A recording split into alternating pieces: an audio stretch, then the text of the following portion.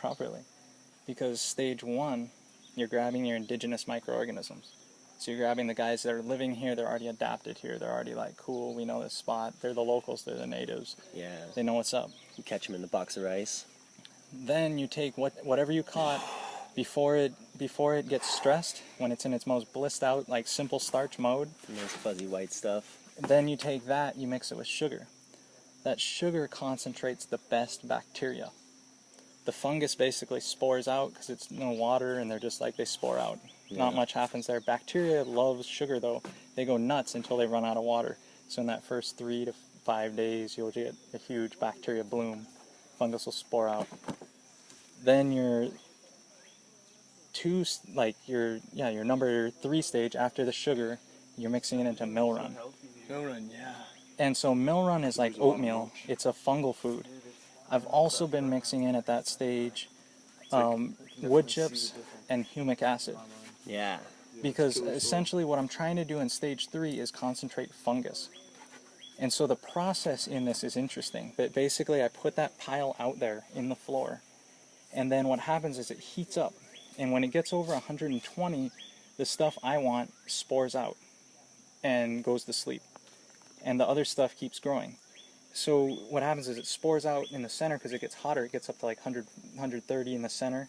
And then it's cooler on the outside, so they're still growing. So it spores out in the middle. Then I turn it. The outside that was just fresh material, had food in it, now goes into the center where then it heats up, grows really prolifically until it spores out again. Then I keep turning it and I get it to spore out this fungus maybe like 7, 8 times in a week of turning it. And I get it to, goes from the inside, this core, hot, like perfect food, everything provided for them, environment, humic acid, wood chips, super fungal, boom food. Yeah. But I keep turning it and I keep it at 120, like right in there, because that's the stuff that I want. And, it goes up, if it's at 130, I turn the pile and just try and keep it right down at 120.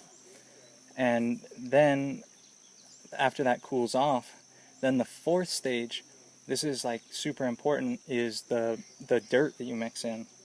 That super produces nematodes and protozoa, which are like the super upper echelon of the whole soil food web. You have bacteria, fungus, and then the nematodes and protozoa. And so in the 4th stage, you're super concentrating, same like turning them, sporing them, turning them, sporing them, of nematodes and protozoa. And you've already got the best fungus and the best bacteria there with them. Yeah, just waiting. Already like prepped, ready, just booming the thing off. And so you concentrate the bokashi this way. Then when you go to use the bokashi, you also provide food with it. So I'm not just sending soldiers like a bokashi out to my garden. I'm sending them out with like lunch packets. Yeah. And lactic acid emergency workers to be like, MREs. Yep. And I'm sending them out that way, so then I get super good crossover from my bokashi that I've made through this 4-step concentration process into this other, into the soil now.